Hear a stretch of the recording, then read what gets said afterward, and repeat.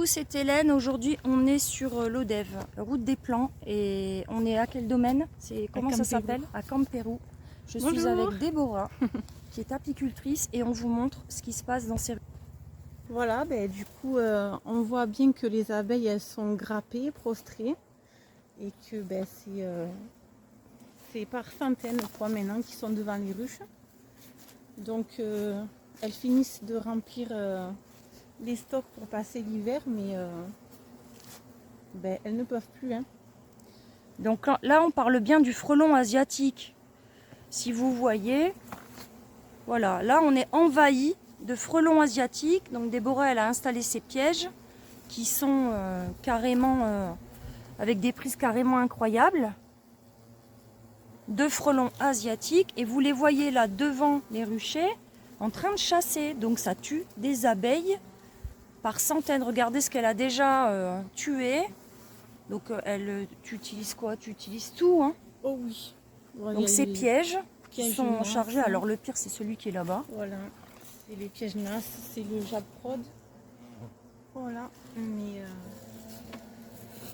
donc on piège avec du sirop de grenadine, du vin, de la bière, avec des fruits, avec de la viande parfois, mais ça suffit pas. Mais ça chasse, et là, je sais pas, là on est sur une centaine de frelons en train de chasser les ruches. Donc les techniques du départ, c'était de déplacer les colonies sur des endroits qui n'étaient pas envahis par le frelon. Mais je pense que cette année, on arrive à un point où il est partout. Et bouger les colonies, ce n'est plus forcément une solution. C'est une grosse charge de travail supplémentaire. Puisqu'on perd les colonies, on doit redémarrer au printemps. Il faut piéger au printemps et puis à l'automne, on est comme ça. Voilà, on est envahi. Donc, et on est seul. On est seul. On se sent très seul, les apiculteurs. Voilà. Elle aime pas. Ouais. Donc elle dit qu'elle en peut plus, Déborah. Voilà, on est épuisé du combat. On fait plus des abeilles pour faire du miel, on fait des abeilles pour essayer de sauver ce qui est encore sauvable. Voilà.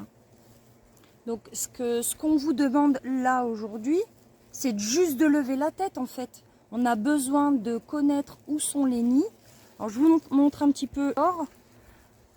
Voilà, on est en pleine nature. Il y a des chemins de randonnée partout. Il y a des gens de toute façon qui baladent même en sautant les barrières.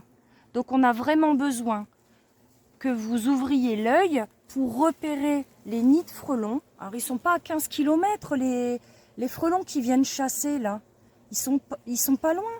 Nous on essaye de regarder depuis tout à l'heure leur couloir de vol. On en a repéré, mais malheureusement ça se perd là-bas, dans les arbres.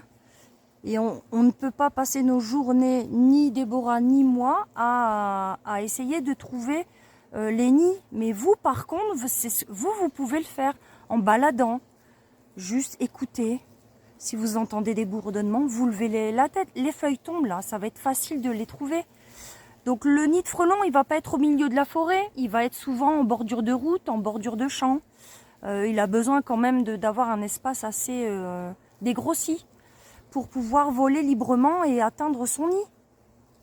Ouais. On a vraiment besoin de tout le monde, en fait, des gens qui ont l'habitude d'aller dans la nature. Vous allez en ce moment ramasser les champignons, vous chassez, vous pêchez.